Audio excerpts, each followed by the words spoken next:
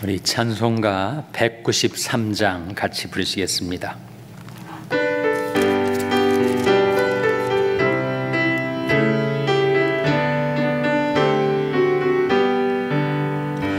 예수 십자가에 흘린 피로써 그대는 씻기어 있는가? 더러운 죄 비게 하는 능력을 그대는 참으지 않은가? 예수의 보혈로 그대는 씻기어 있는가? 마음속에 여러 가지 죄악이 깨끗이 씻기어 있는가? 주 예수와 밤낮으로 늘 함께 그대는 행동을 하는가? 아무 때나 어디든지 그대는 십자가 붙들고 있는가? 예수의 보혈로 그대는 씻기어 있는가? 마음속에 여러 가지 죄악이 깨끗이 씻기어 있는가? 주님 예수 다시 올 때 그대는 영접할 예복이 있는가? 그대 몸은 거룩한 곳 성전에 들어갈 준비가 됐는가? 예수의 보혈로 그대는 씻기어 있는가? 마음속에 여러 가지 죄악이 깨끗이 씻기어 있는가? 모든 죄에 더러워진 예복을 주 앞에 지금 다 벗어서 샘물같이 솟아나는 보혈로 눈보다 더 희게 씻으라. 예수의 보혈로 그대는 씻기어 있는가? 마음속에 여러 가지 죄악이 깨끗이 씻기어 있는가? 아멘. 다 같이 기도하시겠습니다. 하나님 아버지 감사합니다. 오늘도 저희에게 생명을 주시고 평안을 주시고 하루의 삶 가운데 저희와 함께 계셔서 저희들을 지켜주시고 인도해 주셨던 것을 감사드립니다. 이 밤에 다시금 하나님 앞에 나와서 하나님의 말씀을 저희들이 배우고 깨닫고 그 말씀 따라 살기를 원하오니 주님께서 저희와 함께 계셔서 주님의 말씀을 묵상하는 저희들에게 하나님의 말씀을 가르쳐 주시고 깨닫게 하여 주시옵소서. 그 말씀이 저희들의 삶에 빛이 되게 하여 주시고 힘이 되게 하여 주시기를 바라옵고 예수님의 이름으로 기도하옵나이다. 아멘. 할렐루야. 서로 샬롬 인사 나누시기 바랍니다. 샬롬. 샬롬. 오늘도 금요 성경 공부에 잘 오셨습니다. 지난주 암송구절이 뭐였죠? 지난주 암송구절은 에베소서 4장 13절이었습니다. 우리 같이 낭송하겠습니다. 시작. 에베소서 4장 13절 말씀. 우리가 다 하나님의 아들을 믿는 것과 아는 일에 하나가 되어 온전한 사람을 이루어 그리스도의 장성한 분량이 충만한 데까지 이르리니. 에베소서 4장 13절 말씀. 좀 암송하기 어려우셨죠? 말씀도 길고 또 문장 구조도 어렵고 또 의미도 깊은 말씀이어서 암송하기가 쉽지 않겠지만 다시 한번 낭송하겠습니다. 시작. 에베소서 4장 13절 말씀. 우리가 다 하나님의 아들을 믿는 것과 아는 일에 하나가 되어 온전한 사람을 이루어 그리스도의 장성한 분량이 충만한 데까지 이르리니. 에베소서 4장 13절 말씀 잘하셨습니다. 오늘이 우리 금요성경 공부 마지막 하반기 마지막 시간이어서 따로 뭐 종강 파티는 하지 않겠지만 한 장로님 가정에서 맛진 빵과 음료를 준비했다고 해요. 그래서 끝나고 꼭 구리백을 지참해 가시기를 바랍니다. 기정을 해주신 가정에 감사를 드립니다. 오늘은 우리 교재 6과가 되겠습니다. 6과 제목이 뭐예요? 6과의 제목은 순결한 생활이 되겠습니다. 그 앞에 나온 내용은 각자가 읽어보시고 직접 질문에 들어가도록 하겠습니다. 1번, 우리에게 순결이 왜 중요한지 고린도전서 6장 18절에서 20절을 가지고 연구하라. 먼저 그 말씀을 한번 같이 읽겠습니다. 시작. 음행을 피하라. 사람이 범하는 죄마다 몸 밖에 있거니와 음행하는 자는 자기 몸에게 죄를 범하느니라. 너희 몸은 너희가 하나님께로부터 받은 바 너희 가운데 계신 성령이 저는 줄 알지 못하느냐. 너희는 너희 것이 아니라 값으로 산 것이 되었으니 그런즉 너희 몸으로 하나님께 영광을 돌리라. 이 말씀을 우리 같이 묵상해 보시도록 하겠습니다. 자, 1번 질문. 본문에서는 우리 순결을 더럽히는 많은 죄 가운데 당시 고린도 교인들이 가장 빠지기 쉬웠던 것 하나를 예로 들고 있다. 그것이 무엇인가? 그것이 뭐라는 거예요? 18절 말씀에 나왔죠? 음행이라는 죄였습니다. 이 고린도는 당시에 상업도시, 무역도시, 번창하는 항구도시였어요. 그래서 세계의 문물이 고린도를 향해서 모이고 또 고린도를 통과해서 또 세상 여러 곳으로 흩어지는 교통과 문화의 중심지였었던 고린도 교회가 세속적으로는 번창을 했어요. 경제적으로 사람들이 넉넉하고 무역도시다 보니까.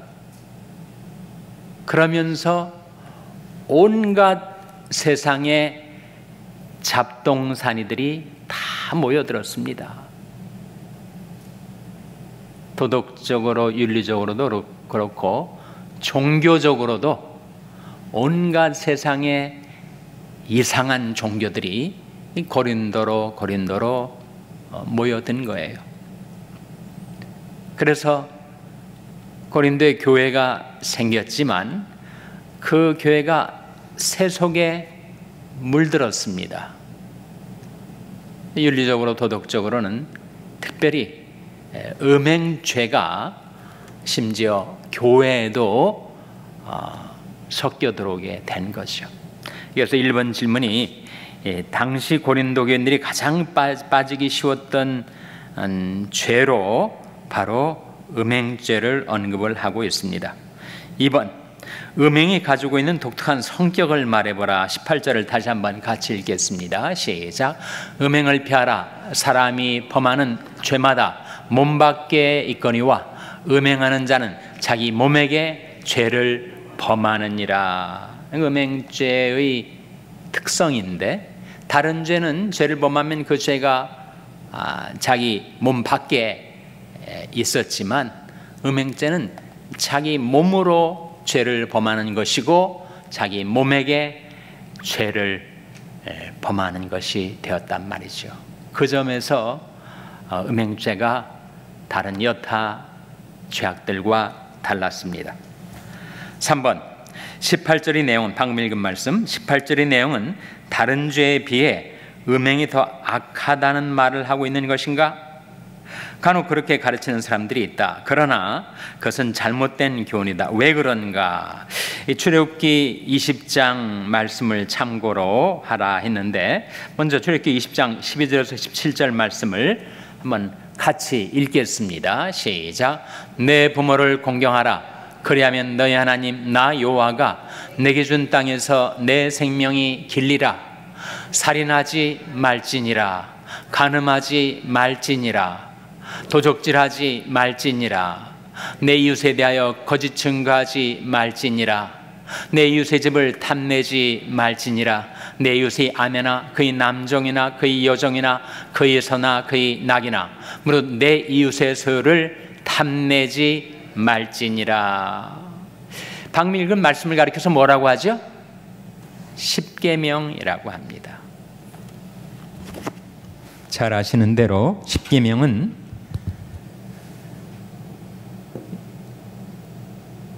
1부터 10까지 10가지 계명을 보여주고 있는데, 그 계명의 구조가 1, 2, 3, 4 계명을 가리켜서 대신 계명이라고 그래요. 대신 계명. 대신 하나님에 대해서 우리에게 주어진 계명이라는 거죠. 다음에 5계명부터 10계명까지를 가리켜서 대인계명이라고 합니다. 이것은 사람에 대하여, 사람과 관련하여 우리에게 주어진 계명이라는 거죠. 방금 읽은 말씀은 전부 5계명부터 10계명까지. 5계명이 뭐였죠? 내 부모를 공경하라 아니었습니까? 그 다음에 살인하지 말지니라, 간음하지 말지니라, 도적질하지 말지니라, 거짓 증거하지 말지니라, 탐내지 말지니라. 이렇게 대인 계명이 있고, 그리고 대신 계명이 있습니다.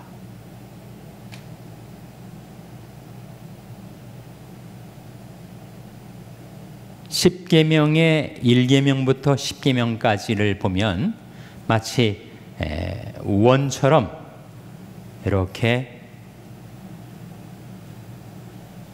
연결되어 있고 붙어 있어요.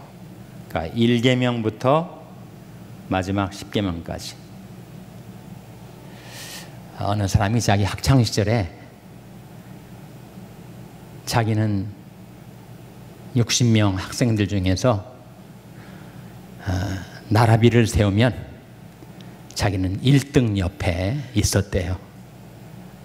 그래서 2등을 했나 했더니 60등을 해가지고 원으로 쭉 줄을 서니까 바로 1등 옆에 자기 60등이었다는 거예요.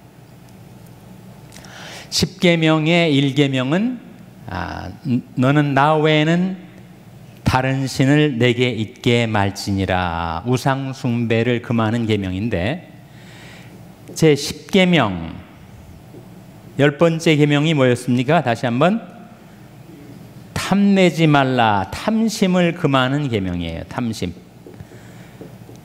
그런데 골로새서 3장 5절 말씀에 탐심은 우상 숭배니라.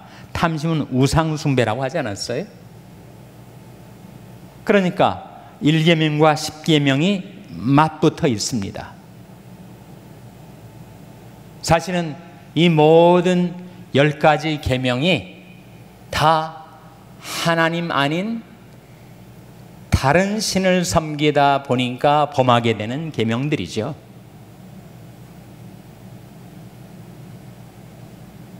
그 중에서 제5계명 내 부모를 공경하라 하는 계명이 전설에 따르면, 전승에 따르면 10계명에 두 돌판이 있지 않습니까? 두 돌판에 1, 2, 3, 4, 그 다음에 5, 6, 7, 8, 9, 10 이렇게 있을까? 아니면 1, 2, 3, 4, 5, 그 다음에 6, 7, 8, 9, 10 이렇게 있을까? 전자일 것 같습니까? 후자일 것 같습니까? 네, 질문이 이해가 되십니까? 그러니까 이 5계명이 첫 번째 돌판에 마지막에 나왔는가, 아니면 두 번째 돌판에 첫 번째 나와 있는가?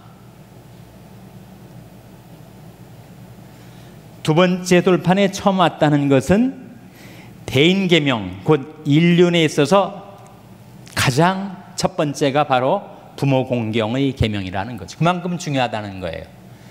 부모를 공경하는 사람이 살인하거나 간음하거나 탐내거나 이렇게 되지 않는다는 거죠. 대인계명의 첫 번째, 인륜의 첫 번째가 부모 공경이라는 해석을 낳게 되는 거죠. 반면에 5계명이 10계명의 다섯 계명으로 똑같이 나누어지면서 첫 번째 돌판에 있다라고 한다는 의미는 바로 부모 공경의 도는 인륜을 넘어서서 천륜에 해당되는 것이다. 자기 부모를 공경할 줄 알지 못하면 하나님을 공경하지 못하는 것이 되고, 우리 하나님을 아버지라고 부르듯이 부모 공경의 도는 바로 하나님을 섬기는 도와 연결이 되어 있다 하는 거죠. 그래서 이 제5계명이 어느 계명, 어느 돌판에 있는가 하는 것이 두 가지 해석이 다 의미가 있습니다. 그래서 지금 보면은 지금 질문이 3번 질문이 뭐였어요? 18절의 내용, 즉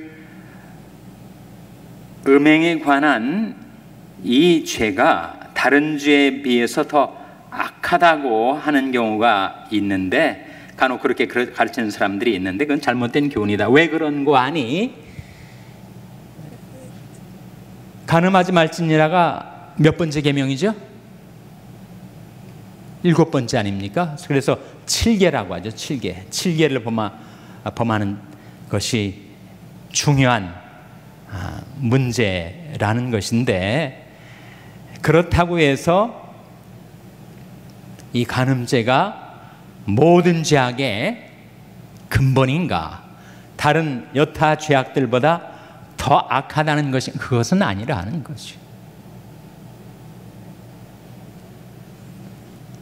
음행죄가 악한 것처럼 부모를 거역하고 부모를 괄시하는 것도 하나님 앞에서는 똑같이 악한 죄악이고, 살인하는 것, 도적질하는 것, 거짓말하는 것, 탐심을 품고 사는 것, 그 모든 것이 다 하나님 앞에서 하나님 아닌 다른 신을 따라 섬기는 우상 숭배의 죄악이 되고 마는 것이니까, 음행죄가 아무리 심각한 죄라 하더라도 다른 죄보다 더 악하거나 더 근본적인 죄악이라고 할 수는 없다 하는 것입니다. 이해가 되십니까? 3번? 예. 다음 4번 넘어가겠습니다. 우리가 음행에서 몸을 지켜야 할 첫 번째 이유는 무엇인가? 19절 다시 한번 같이 읽겠습니다. 시작. 너희 몸은 너희가 하나님께로부터 받은 바 너희 가운데 계신 성령의 전인 줄 알지 못하느냐? 너희는 너희 것이 아니라. 그 말씀을 통해서 질문에 대답을 해보세요. 우리가 음행에서 몸을 지켜야 될 첫 번째 이유, 첫 번째 이유가 뭐예요? 우리 몸이 무엇이기 때문이라는 겁니까? 성령의 전이기 때문이다. 우리 안에 거룩한 하나님의 영이 계신데 성령의 전인 우리 몸을 더럽힌다면 그것은 그 몸에 계신 성령을 욕되게 하는 것이다. 특히 음행죄는 몸에게 죄를 범하는 것이니 성령을 모신 성전을 더럽히는 것이 되고 만다 하는 거죠. 그래서 음행에서 몸을 지켜야 될 첫 번째 이유, 우리 몸이 성령의 전이기 때문이다. 너희 몸은 너희가 하나님께로부터 받은 바 너희 가운데 계신 성령의 전인 줄 알지 못하느냐. 다음 5번, 당신은 자신의 몸을 거룩하게 다루고 있는가? 그리고 당신의 몸이 성령의 거처가 된다는 사실을 어떻게 실감하고 있는가? 우리 몸이 성령을 모신 성령의 전이다 생각하면 자기 몸을 잘 간수하겠죠. 세상의 많은 유혹과 위험으로부터 자기 몸을 잘 지켜 조심해서 그 몸을 다루게 될 것입니다. 6번, 우리가 몸을 깨끗하게 지켜야 될 두 번째 이유, 20절 같이 읽겠습니다. 시작. 값으로 산 것이 되었으니 그런즉 너희 몸으로 하나님께 영광을 돌리라. 우리 몸을 깨끗하게 지켜야 될 두 번째 이유가 뭐예요? 내 몸이 내 것이 아니다. 누구 것입니까? 하나님의 것이죠. 왜 그렇습니까? 값으로 샀기 때문에, 값을 주고 사셨기 때문에. 근데 값은 무슨 값을 말하는 거예요? 그리스도의 핏값을 말하죠. 나를 살리시기 위하여 그리스도께서 대신 내 죄악을 짊어지시고 내가 받을 형벌을 대신 받으셔서 피를 흘려 내 죄악을 용서하시고 나를 살려주셨으니 그 귀중한 그리스도의 핏값으로 나는 하나님의 것이 되었다. 피는 뭘 의미하죠? 레위기서 17장 11절에 보면 그런 말씀이 나옵니다. 생명이 피에 있으므로 피가 죄를 속하느니라. 생명이 피에 있죠. 현대의학이 발견해낸 것이 수천 년 전에 성경에 이미 나와 있는데, 사람의 생명은 피에 있다. 생명이 피에 있으므로 피가 죄를 속하느니라. 그리스도께서 피를 흘리셔서 내 죄값을, 자기 목숨을 바쳐서 자기 생명의 가치를 희생하셔서 나를 살려주셨으니 페이먼트가 지불된 거 아니에요? 그러니까 나는 이제 하나님의 것, 하나님의 소유가 되었다는 거죠. 내 몸이 내 거라면 내 마음대로 하고 싶은 경향이 있겠지만 내 몸이 내 것이 아니고 하나님의 것이니까 하나님의 소유를 내가 내 마음대로 쓸 수는 없는 것이다 하는 거죠. 7번, 주님께서 값을 지불하고 당신을 사셨기 때문에 당신 몸의 소유권은 주님께 이양되었다. 당신은 그 사실을 인정하는가? 인정하십니까? 네, 인정하시죠. 내 몸의 소유권이 내게 있지 않고 하나님께 있구나. 하나님이 값을 지불하시고 사셨기 때문에. 8번, 우리가 몸을 깨끗이 지켜야 될 세 번째 이유는 무엇인가? 20절 다시 한번 같이 읽겠습니다. 20절 말씀. 값으로 산 것이 되었으니 그런즉 너희 몸으로 하나님께 영광을 돌리라. 세 번째 이유는 뭐예요? 이 몸은 무엇을 위해서 주어진 것이란 말이에요? 하나님의 영광을 위해서 쓰라고, 하나님의 영광을 위해서 살라고 우리에게 몸을 주셨으니 자기 몸을 더럽힌다면 그것은 하나님의 영광을 가리우고 욕되게 하는 것이 된다 하는 거죠. 9번, 당신은 이 말씀에서 도전을 받은 것이 없는가? 그 말씀을 통해서 우리가 도전을 받습니다. 그렇구나. 내가 몸을 깨끗하게 잘 간수를 해야 되는 이유가 세 가지로 이 말씀에 나오는구나. 첫째는 내 몸이 성령의 전이구나. 거룩하신 하나님의 영이 내 안에 계시니 내가 내 몸을 내 마음대로 더럽힐 수가 없는 것이지.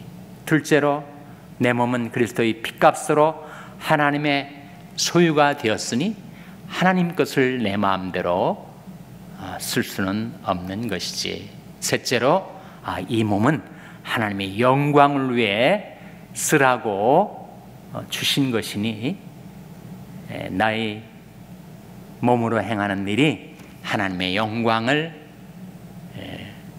돌리게 되는가 아니면 그것을 가로막는가 하는 것은 중요한 문제라 하는 것입니다. 여기까지 질문 있으십니까? 질문? 없으시죠? 2번 넘어가겠습니다. 그리스도인은 어느 정도로 순결해야 하는가? 세 말씀이 나와 있는데 먼저 마태복음 5장 27절 28절 말씀 같이 읽겠습니다. 시작.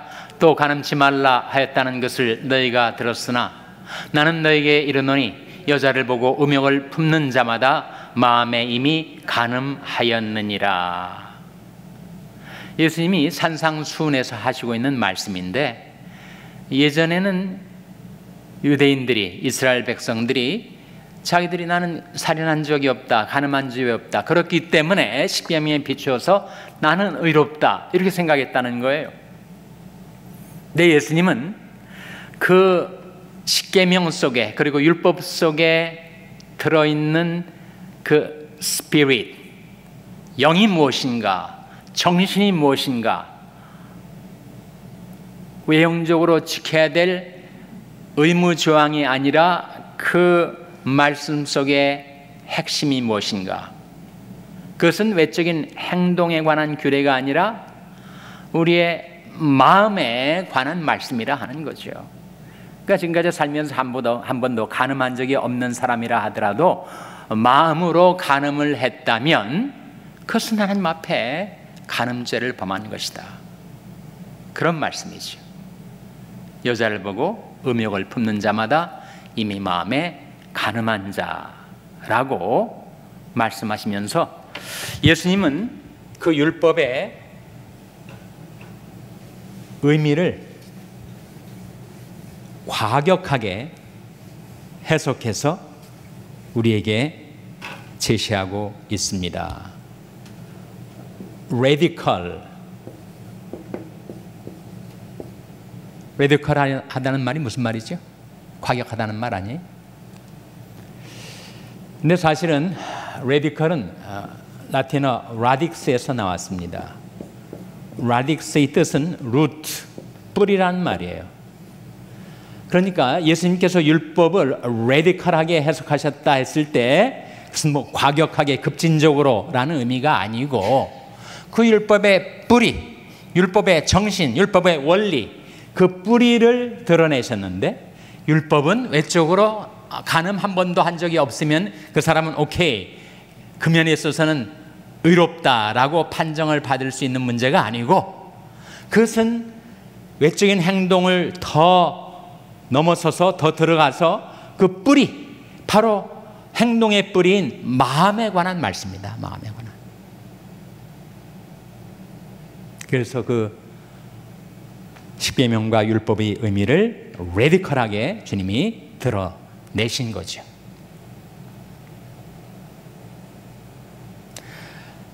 근데 우리가 이 말씀을 우리 교회에 한번 부흥해 오신 목사님이 자기는 이 말씀 너무너무 부담스럽다고, 이 말씀 때문에 자기는 어쩔 줄 모르겠다고 뭐 그렇게 얘기를 하시는 것까지는 좋은데, 앞에 앉아있는 저한테도 이 말씀에 대해서 당신은 어떻게 생각하느냐고 또 많은 교인들이 모여있는 데서 또 저한테 묻질 않았겠습니까? 아주 제가 곤혹스러웠어요. 뭐라고 대답할 줄 몰라가지고. 우리가 불완전한 세상, 죄 많고 음란한 세상 가운데 살아가고 있으면서 우리 안에 그 죄성이 있어요. 그래서 이성을 보고 음욕을 품을 때가 있습니다.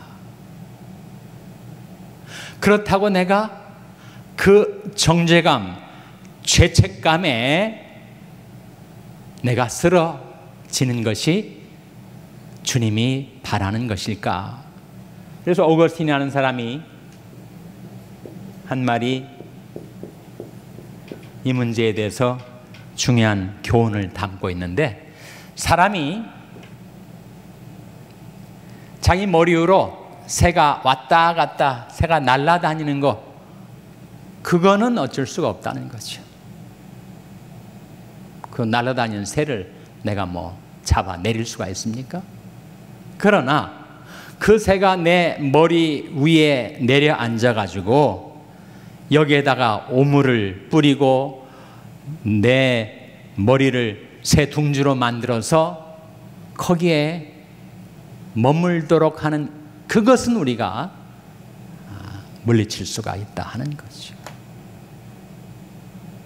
이 세상 속에 살면서 음욕이 새처럼 내 마음을 왔다 갔다 할 수는 있지만 그것이 내 마음 속에 둥지를 틀고 거기에서 온갖 오물을 쏟아내는 그것은 내가 물리칠 수가 있다는 거죠. 제가 머리 위로 왔다 갔다 하는 거 어떡하겠어요? 그래서 야고보서 4장 7절 말씀에 그런즉 너희는 하나님께 순복할지어다. 마귀를 대적하라. 그러면 너희를 피하리라. 그 간악한 마귀가 내 마음속에 둥지를 틀고 온갖 죄악에 더러운 것들을 가지고 내 마음 내 영혼을 더럽히는 것, 그건 내가 물리쳐야죠. 그런즉 너희는 하나님께 순복할지어다. 마귀를 대적하라. 그러면 너희를 피하리라. 이 세상이 죄 많고 음란한 세대인 것은 어쩔 수가 없어요. 또 그 가운데서 내가 내 인생을 살아가게 된 것은 어찌할 수가 없습니다. 그것이 내 마음속에 들어와서 나의 영혼, 나의 마음을 더럽히는 것은 우리가 물리칠 수가 있다 하는 거죠. 다음에 고린도서 7장 1절 말씀 같이 읽겠습니다. 시작. 그런즉 사랑하는 자들아, 이 약속을 가진 우리가 하나님을 두려워하는 가운데서 거룩함을 온전히 이루어 육과 영의 온갖 더러운 것에서 자신을 깨끗게 하자. 이 약속을 가진 우리, 이 약속은 바로 그 앞에 나온 구절에 하나님께서 우리를 내가 너를 영접하여 너에게 아버지가 되고 너는 내게 자녀가 되리라 하신 그 약속을 가리킵니다. 그래서 이 약속을 가진 우리가 하나님을 두려워하는 가운데서 거룩함을 온전히 이루어 육과 영의 온갖 더러운 것에서 자신을 깨끗게 하자. 육과 영의 온갖 더러운 것, 육에 더러운 것이 있고 영에 더러운 것이 있다는 거예요. 육에 더러운 것은 뭘 가리킬까요? 우리 안에 있는 더러운 욕망들, 그것이 유욕이든 성욕이든 무욕이든 이런 욕망들이 육에 더러운 것이라면 영에 더러운 것은 뭘까요? 하나님이 보실 때 내 영에 더러운 것은 바로 교만이죠. 교만. 그래서 하나님께서 우리를 육과 영의 온갖 더러운 것에서 깨끗하게 해 주시려 하십니다. 이 약속을 가진 우리가 하나님을 두려워하는 가운데서 거룩함을 온전히 이루어 육과 영의 온갖 더러운 것에서 자신을 깨끗게 하자. 에베소 5장 3절도 같이 읽겠습니다. 시작.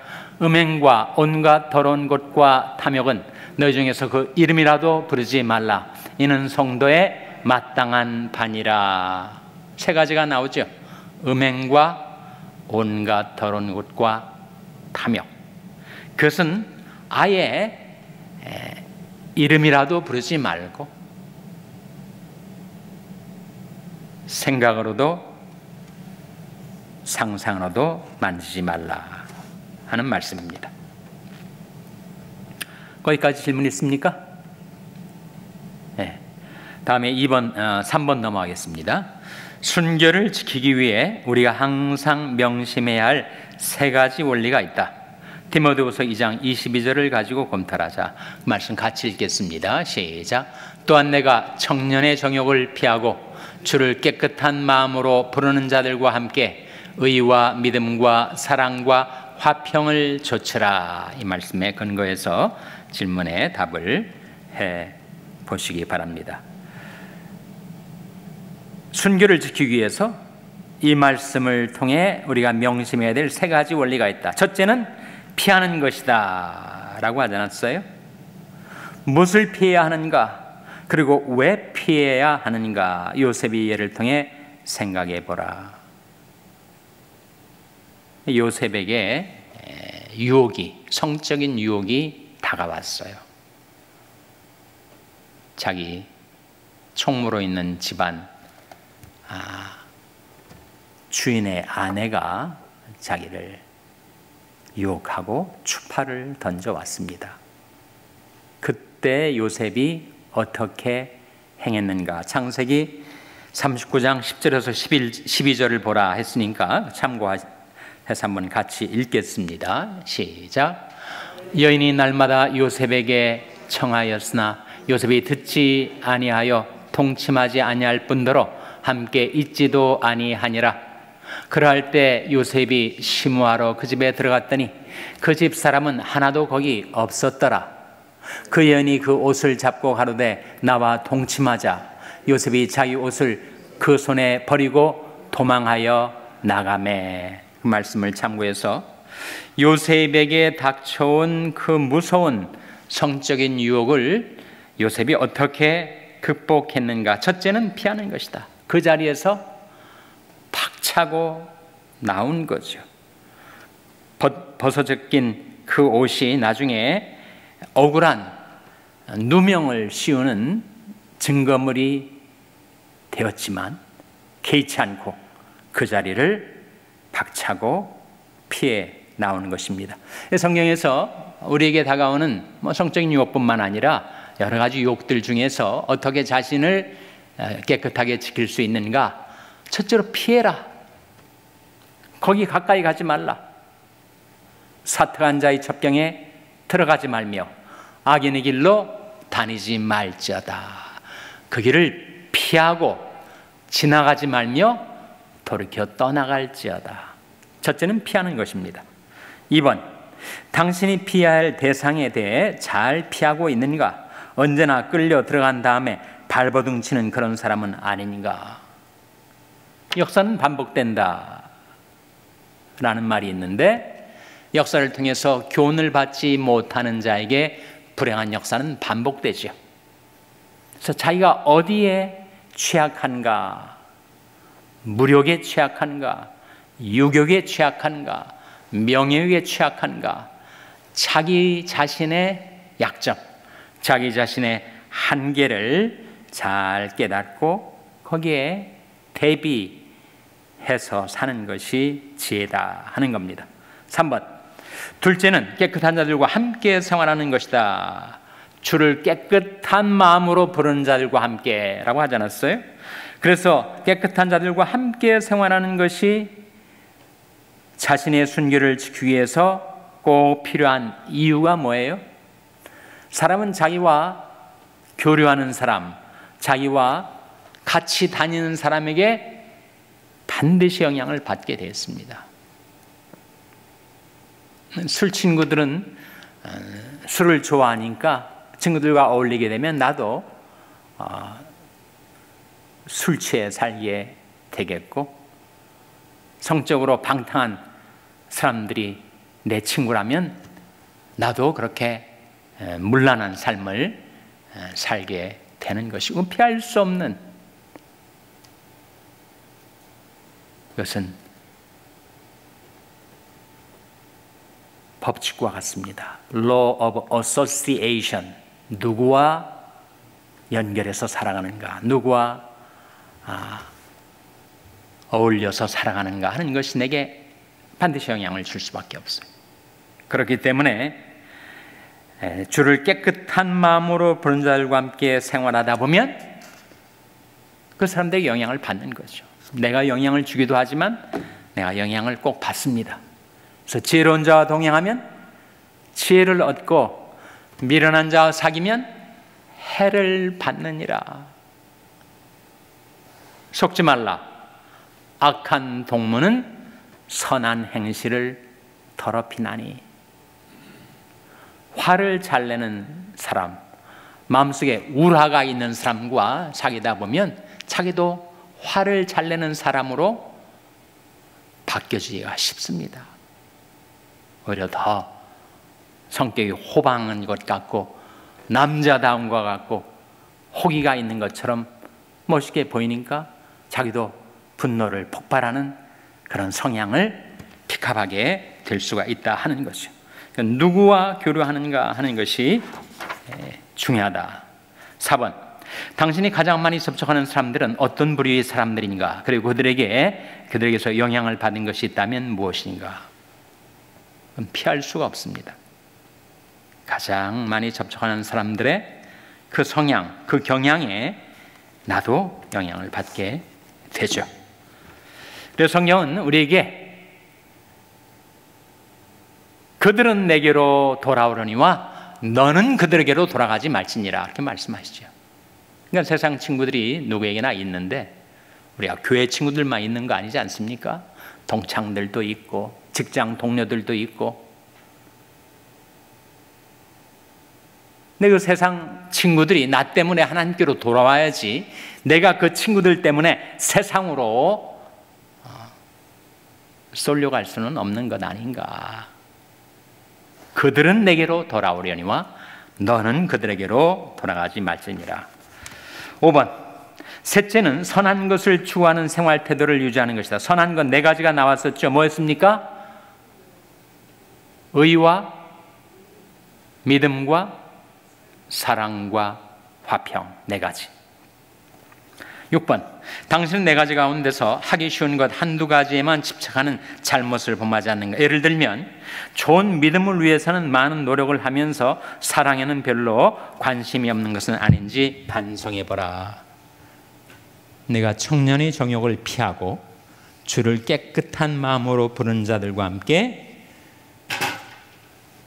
의와 믿음과 사랑과 화평을 조처라. 이 네 가지가 나왔는데 의와 믿음은 좀 더 하나님과의 관계에서 언급되고 있는 거죠. 그리고 사랑과 화평은 사람과의 관계에서 언급이 되고 있습니다. 근데 열심히 하나님 앞에서 믿음으로 잘 살려고 노력을 하지만 사람들과의 관계에 대해서는 도무지 잘 못하는 경우가 있을 수가 있죠.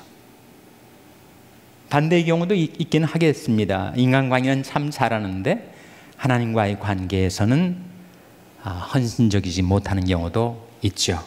그래서 한두 가지에만 집착하는 잘못이 없는지 역시 네 가지 밸런스가 중요하다 하는 내용입니다. 4번, 순결한 생활에 실패하면 잃어버리기 쉬운 것들이 있다. 시편 51편 10절에서 12절을 보라. 한번 그 말씀 같이 읽겠습니다. 시작. 하나님이여 내 속에 정한 마음을 창조하시고 내 안에 정직한 영을 새롭게 하소서.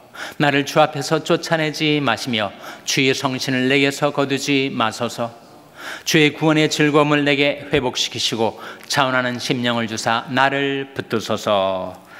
그 말씀에 근거해서 1번, 다시 어떤 형편에서 이 시를 지은 것인지 서두에 작은 글자로 적혀있는 주석을 보고 설명하라. 거기에 나오지 않습니까? 다윗이 밧세바의 일로 범죄했을 때 나단 선지자가 와서 당신이 그 사람이요 라고 지적했을 때 다윗이 하나님 앞에 고꾸라져서 회개하고 지은 참회시다 라고 했습니다. 2번, 다윗이 제일 먼저 이런 것은 무엇인가? 그리고 마음이 더러워지게 되면 그것이 쉽게 없어지는 이유는 무엇인가? 제일 먼저 이런 건 뭐예요? 정한 마음입니다. 3번, 다윗이 두 번째로 이런 것은 뭐예요? 주의 성신을 내게서 거두지 마소서 했으니 성신을 잃어버린 거죠. 구약 시대만 해도 성신이 임했다가 떠나시고 회개하면 다시 임하시고 그러셨어요. 오늘날 신약에서는 그렇지 않죠. 신약에서는 성령이 한번 임하시면 영원히 떠나지 않습니다. 그렇지만 성령은 소멸될 수가 있어요. 성령 충만을 잃어버릴 수는 있습니다. 그 양자를 구별하실 수 있겠어요? 구약에서는 죄를 범하면 성신이 떠나갔어요. 신약에서는 예수 그리스도의 보혈의 공로로 성령이 우리 안에 영원히 내주하시기 때문에 성령이 떠나가지는 않습니다. 그러나 우리는 성령 충만을 잃어버리게 돼요. 성령을 근심케 하고 성령을 탄식케 하고 성령을 소멸하게 됩니다. 그 차이를 구별하시기 바랍니다. 4번, 다윗이 세 번째로 잃은 건 뭐예요? 세 번째로 잃은 것은 바로 구원의 즐거움이죠. 구원을 잃어버린 것은 아니고 구원의 즐거움을 잃어버린 것입니다. 다윗은 잃은 것들, 5번입니다. 다윗은 잃은 것들을 다시 회복하기 위해서 무엇을 하고 있는가? 1절에서 4절 같이 읽겠습니다. 이것이 우리 기도가 되기를 바랍니다. 하나님이여, 주의 인자를 쫓아 나를 긍휼히 여기시며 주의 많은 자비를 쫓아 내 죄과를 도말하소서. 나의 죄악을 말갛게 시키시며 나의 죄를 깨끗이 제하소서. 대전하는 내 죄과를 아오니 내 죄가 항상 내 앞에 있나이다. 내가 주께만 범죄하여 주의 목전에 악을 행하였사오니 주께서 말씀하실 때 의로우시다 하고 판단하실 때 순전하시다 하리이다. 이것이 다윗의 회개 기도고 우리 역시 이 회개 기도를 드리며 살아가고 있습니다. 6번, 당신에게는 이 세 가지가 다 건재한가? 세 가지가 뭐였어요? 다시 한번. 첫째, 정한 마음. 둘째, 성령 충만. 셋째, 구원의 즐거움입니다. 만일 당신의 순결을 더럽히는 문제가 생각나면 다윗처럼 철저히 회개하도록 하자. 자, 여기까지. 질문 있으면 해주세요. 질문 없으신 것 같습니다. 그러면 오늘 간증 시간이 있습니다. 오늘은 송부승 목사님이 나오셔서 간증해 주시겠습니다. 송부승 목사입니다. 제가 받은 은혜를 여러분들과 같이 나누고 싶어서 나왔습니다. 나는 1956년 강원도 춘천에서 천주교를 믿는 집안에서 태어났습니다. 성당의 율례대로 태어나고 5일 만에 유아 세례를 받고 열심히 신앙생활을 하는데도 특별한 병도 없이 한 달에 한 번씩은 꼭 병원을 다녀와야 했고, 조금만 늦어지면 동네 사람들이 이번엔 참 다행이다 할 정도로 병치레를 하며 큰 어려움 없이 행복하게 잘 지내고 있었습니다. 그러던 중 어느 날 10살 때 아버지를 갑자기 잃고 어머니는 40대 초반에 저희 6남매를 책임져야 하는 걱정과 하나님에 대한 믿음과 두려움과 원망으로 인해서 주일 예배와 성당을 떠나게 되었습니다. 아버지가 돌아가시기 전에 그렇게 기쁘게 주일마다 주일학교를 다니던 나는 어머니의 마음을 다치지 않게 위해서 저도 또한 성당을 다닐 수 없었습니다. 그러나 친구들과 놀다가도 성당에서 종소리가 나면 달려가 보고 성당문이 열려 있으면 혼자서 들어가서 있다가 오고, 그렇게 몇 년 후 중학교 2학년 때 남보다 늦게 성인 세례와 모든 세례를 받고 다시 열심히 하나님을 찾으며 신앙생활을 하던 중이었습니다. 성당에는 부활절 자정미사와 성탄절 자정미사를 드리는데, 그때가 부활절 자정미사가 있던 날이었습니다. 서울에서 친구가 찾아와서 그렇게 생각을 했어요. 앞으로도 지금까지도 자정미사를 드렸는데 오늘 한 번쯤 빠져도 되지 않을까? 그런 생각에 친구와 놀러 갔습니다. 시가지를 향해서 가면서 건널목을 지나고 있었는데 저도 어떻게 된 상황인지 모르겠어요. 건널목을 지나다 가운데쯤 정도 갔는데 제가 오던 길을 다시 가서 대각선 정도의 상가 앞에 떨어져 있더라고요. 그때는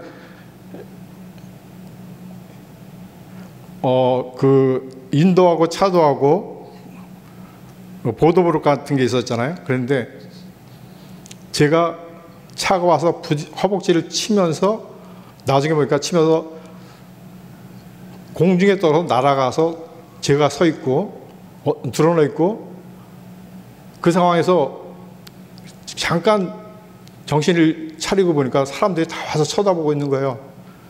근데 저 같이 걸어가던 친구는 오겠지 하고 가다가 돌아와 보니까 저는 없고 맞은편에 사람들이 많으니까 우는 상황이었어요. 그래서 저보고 왜 여기 있냐고. 그래서 제가 신발 한 짝이 지금 없어졌으니까 찾아오라고 그 정도로 정신이 말짱하고 그랬었습니다. 그런데 제가 다쳤기 때문에 그 당시에 순서에 의해서 병원에 입원할 수밖에 없었어요.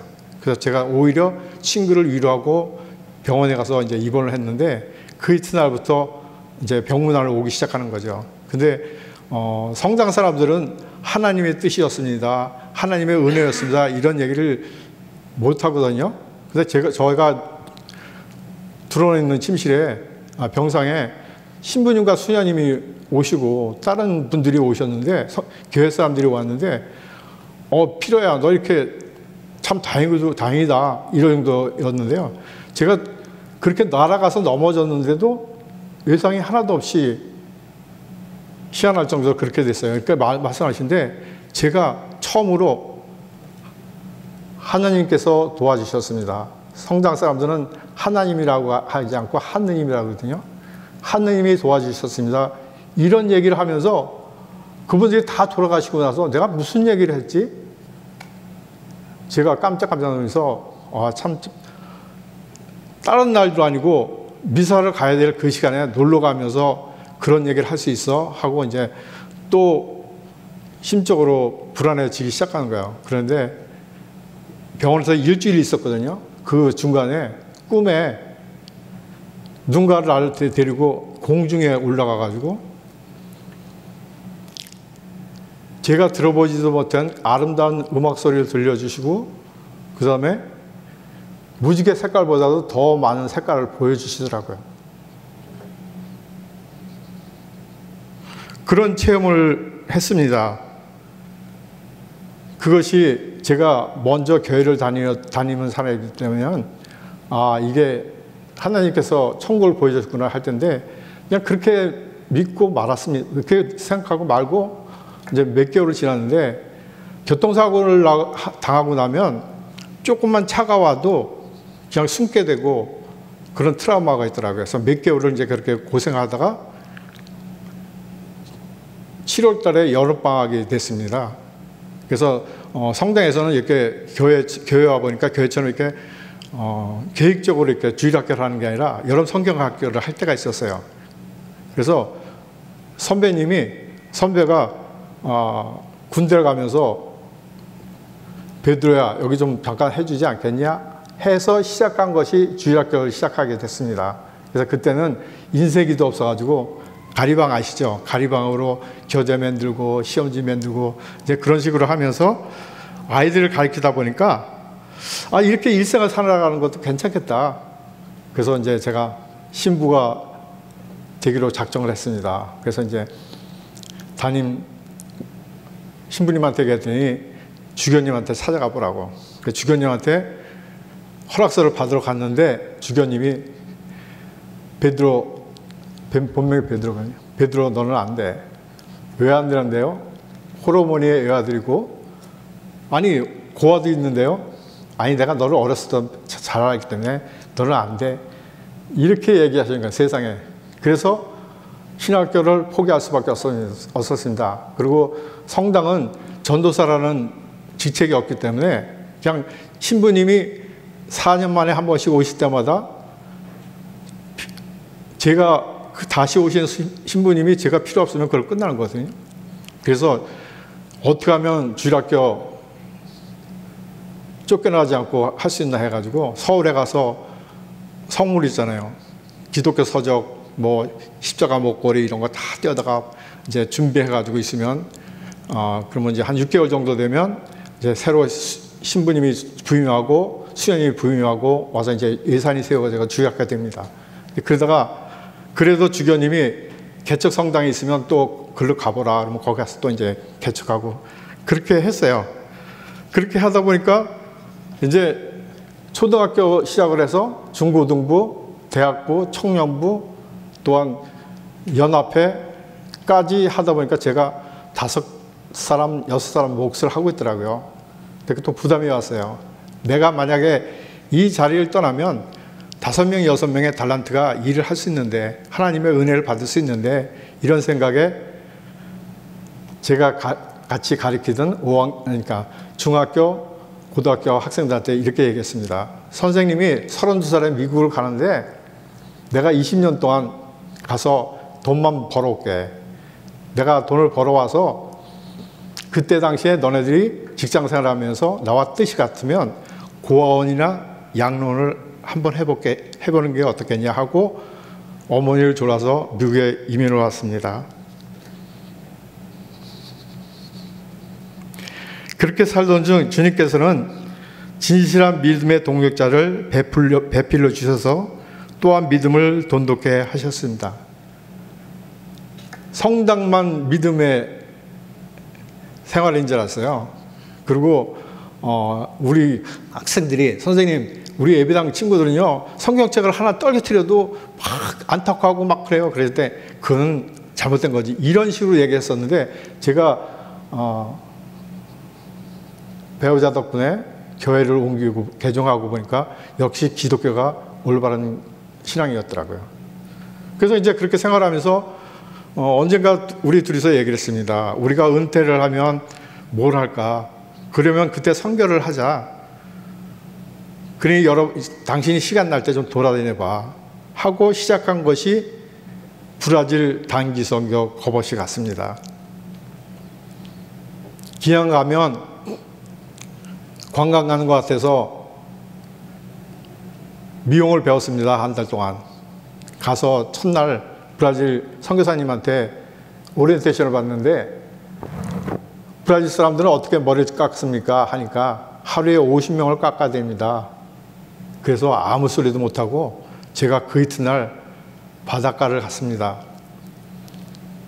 바닷가 가서 뭘 어떻게 될지 몰라서 새벽에 해가 뜨기 전에 새벽에 바닷가 끝에까지 가서 하나님 어떻게 하려고 나를 이곳에 보내셨습니까?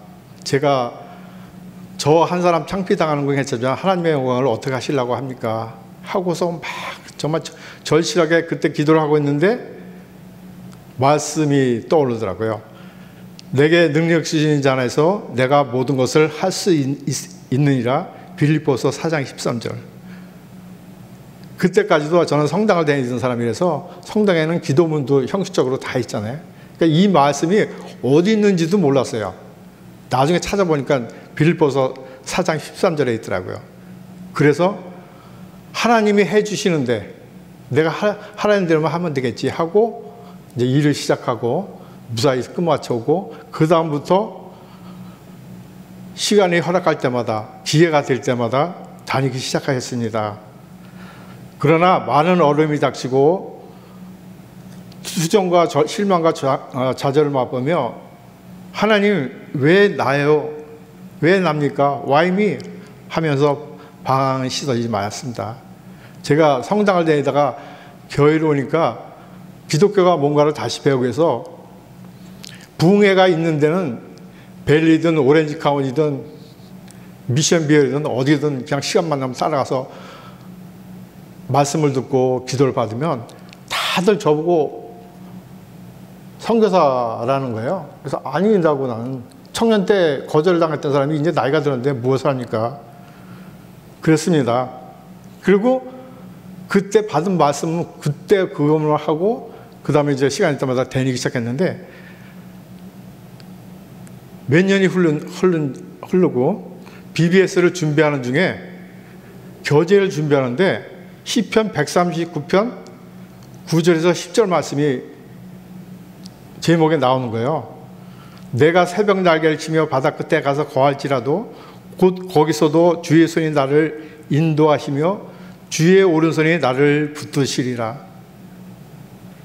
땅을 쳤습니다. 제가 브라질 갔을 때 그냥 창피해서 어떻게 해야 되나 해서 바다 끝까지 갔었던 거고 거기서도 하나님이 나를 붙들어 주시면서 말씀을 줬던 건데 그 믿음 가지고 가야 되는데 또다시 절망하고 좌절하고 그랬던 것입니다.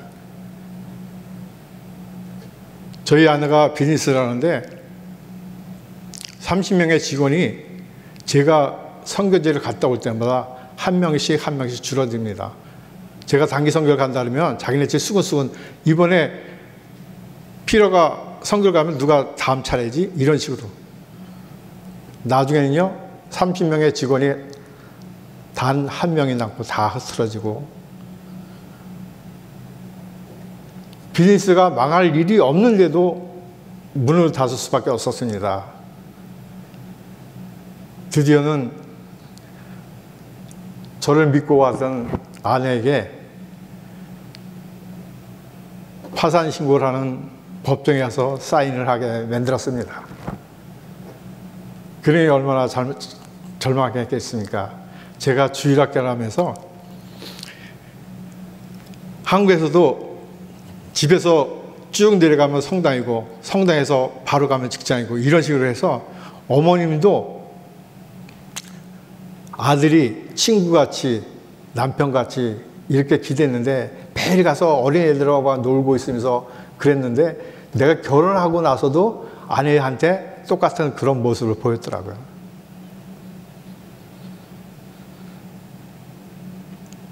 말씀 속의 회개가 또다시 시작하던 중 우연한 기회에 50이 넘어 그렇게 그리던 목사가 되었습니다.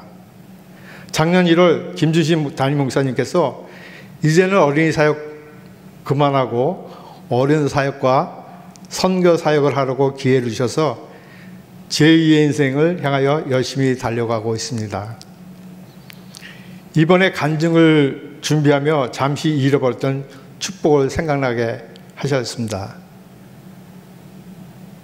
많은 교우들 앞에서 내가 만났던 하나님을 어떻게 증거해야 될까 하면서 기록을 하다 보니까 세상에 제가 50세에 한국에 돌아가겠다는 것을 50세에 신학을 하게 하시고 고아원이나 양로원을 하겠다는 것을 이제는 양로원 방문과 선교지의 어린이들에게 복음과 사랑과 위로를 심어줄 수 있는 기회를 주시는 하나님의 은혜와 기도의 응답이었음을 생각나게 하시며 회개하게 하셨습니다. 앞으로도 주님께서 불러주신 곳은 언제라도 주님 제가 여기 있사오니 저를 불러 주시옵소서 제가 가겠습니다 하는 고백을 하며 평생을 주님께 축복의 통로로 사용해 주시옵소서 항상 기도하며 다시 한번 더 진실하신 하나님의 약속을 믿을 수 있었음에 감사와 경배를 올려드립니다. 감사합니다.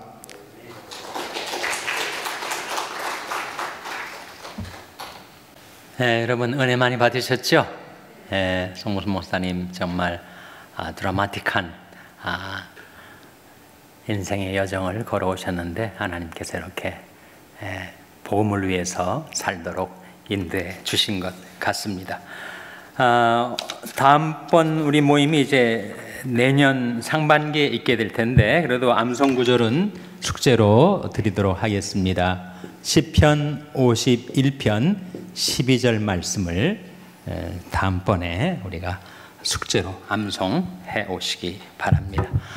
그동안에 온라인으로 참석하신 분들도 계시고 또 대면으로 참석하신 분들 계시고 오늘 마지막 유종의 미를 잘 거두셨습니다. 처음에 말씀드린 대로 한 가정이 귀한 도네이션을 해주셨으니까 여러분 가시면서 꼭 구디백을 하나씩 지참해 가시기를 바랍니다. 또 매번 모임을 위해서 준비해 주신 성인교육부 일꾼들에게도 감사를 드립니다.